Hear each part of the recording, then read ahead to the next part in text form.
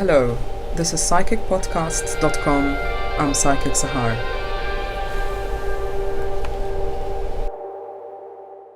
Brian Snell, welcome. Thank you. Now, you are an experienced remote viewing consultant, and on your website, it says that you have been sensing situations and people on behalf of businesses as well as personal clients since 1973, which is really when you established your consultancy, Touchstone Consultancy. Let me begin by asking you, Brian, what is remote viewing? Remote viewing is a disciplined form of the psychic and intuitive sense that we all have. Remote viewing is numbers, facts, figures, and it's not just feelings about I wouldn't go out this evening or I don't trust him. It's more precise than that. And how did you develop it, may I ask? Or can anyone also develop it? In theory, everyone can. In practice, I think you need a running start. And a running start is when you come into this life with already the intuitive circuits already established. So you can start from where you left off last time, so to speak. And I think you have to work at it and work at it and work at it. And it's not something that can be relied upon unless you train yourself. Right.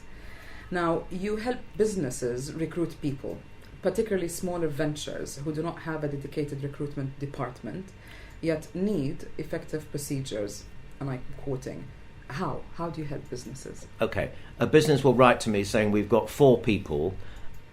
We need to choose one and we're not quite sure which person to choose.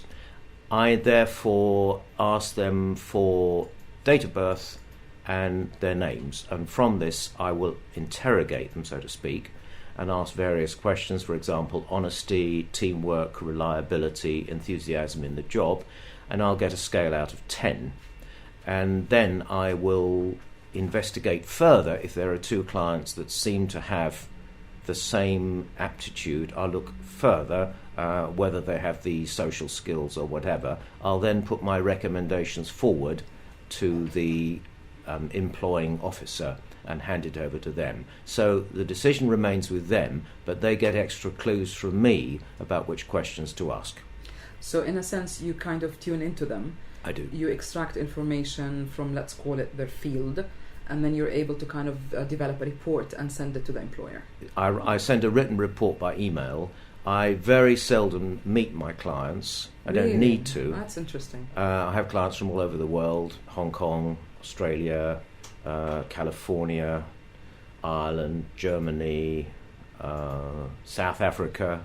Just done one in South Africa this afternoon. There's a partnership splitting and they're trying to decide how to deal with a partner. So I just get the name and off I go. So that's all you need? Just a phone call, what the situation is, yes, the name of the people involved, and then you can get to work. A phone call or an email, yes. Right. Now, which clients do you like to work with and why? Or what kind of situations? I need fairly sophisticated clients who are prepared to accept what I do, although they may not understand it. How it works, yes. How it works. Otherwise, I spend forever and a day trying to explain it, which is frankly a waste of time. Frankly, I like quite sophisticated clients who have to make decisions where people are paid over 100,000 a year, something like that.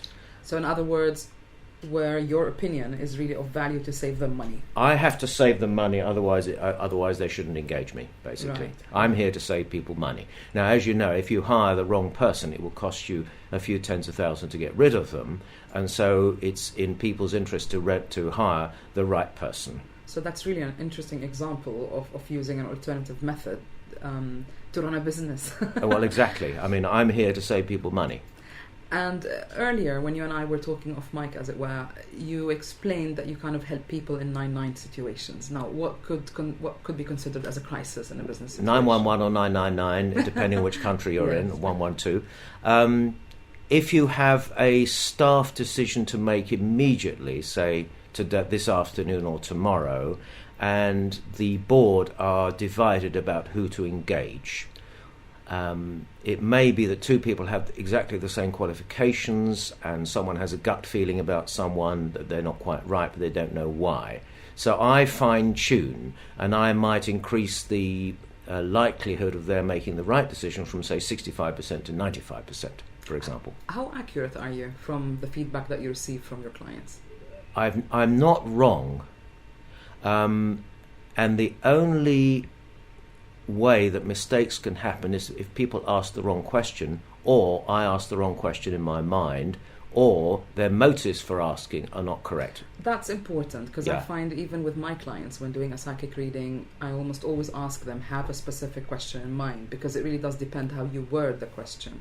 The worst sort of client is, on the personal side, people who've gone round asking people what they think about their husband, and everyone tells them the same thing: you should leave your husband, and they say, well, I'll have one more go just to make sure. But the real problem is that they don't have the courage to do what the advisor gives, and then you get the worst grade readings. The best grade readings, basically people get what they deserve, are someone who really needs to know, who's honest, who's willing to listen to you, who's got an open mind, and you always get a good result. I don't have bad results. Right. And in terms of businesses, is it just enough to say, should I hire Mr. X or Mr. Y? Is that enough for you? I would need to know what job it is, and I'd need to know what the qualities. Yes, exactly. They're looking for. I can form my own list of questions anyway, but it's quite nice if people give you a start. I don't want information about them. I want to know what they need of the client in this particular case. Right. If I have a clear lead, then I can crack it. And you could do that by email. How long does it take you to reply to your clients? I try to give a 24-hour service, but a decent reading, give me a couple of hours. And what I do is I write the reading and I put it aside, and I come back to it, check it all again. Because if someone's being engaged for, say, a £100,000 job, you can't afford to make a mistake, because you won't get any more business. It's quite simple. You're only as good as your last performance. Right. And so I'm doubly careful, and I haven't been wrong yet. Right. Well, that's remarkable. Now, on a completely different level, if you were going on a holiday on a desert island, Indeed. What would be 3 things that you take with you? Apart from the Bible and Shakespeare. That's 2. Okay. Actually, Shakespeare is a good choice, and the Bible is a good choice. I think it's very corny to say a laptop, because I think that when you're on your own, you probably wouldn't have such an interest in technology. Well, you could be writing your own biography. I could, yes. I think I'll take a laptop with an everlasting battery. You Shakespeare, the Bible, and a laptop. Yeah, that's lovely. Brian Snellgrove, thank you very much for being with us. And for our listeners who want more information on Brian, please visit his website, www.remoteview.co.uk. Thank you once again. Pleasure.